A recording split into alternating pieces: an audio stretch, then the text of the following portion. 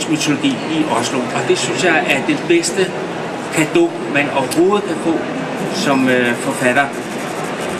Jeg har brugt 20 år af mit liv på at læse om disse mytologiske sagn. Prøve at analysere dem. Prøve at se, hvad fanden er det egentlig, Odin er for en figur. Hvad er Thor for en figur? Og det har jeg så beskrevet her i disse bøger. Og det her er videnskabsmænd åbenbart brugt. Ja, som, det er flot, og du skal være stolt af det. Men så et sidste spørgsmål, for nu kan jeg se, vores timeglas er ved at rende ud, ligesom det også er i din bog her. Tror du selv personligt på, at det går så skidt i verden?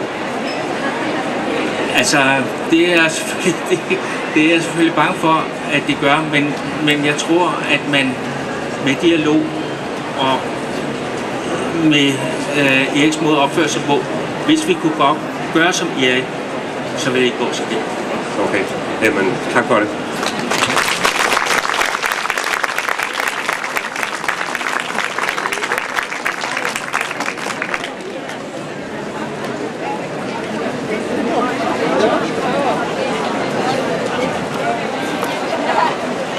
Det var så inden for Bromessen her, et lille interview af Lars Henrik Olsen.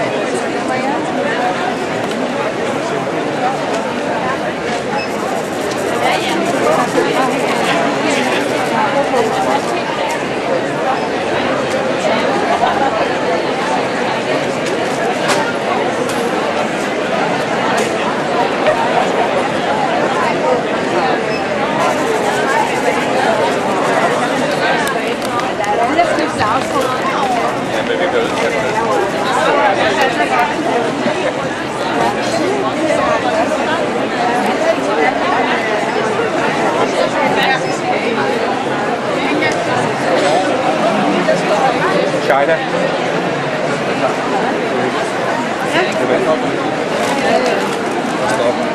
Okay, tak skal du have.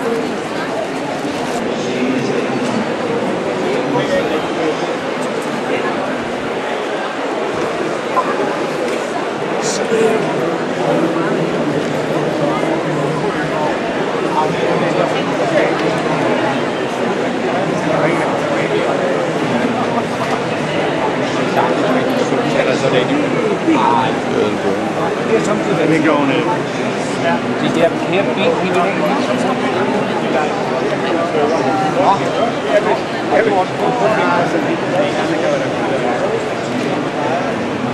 Det ligger for længe.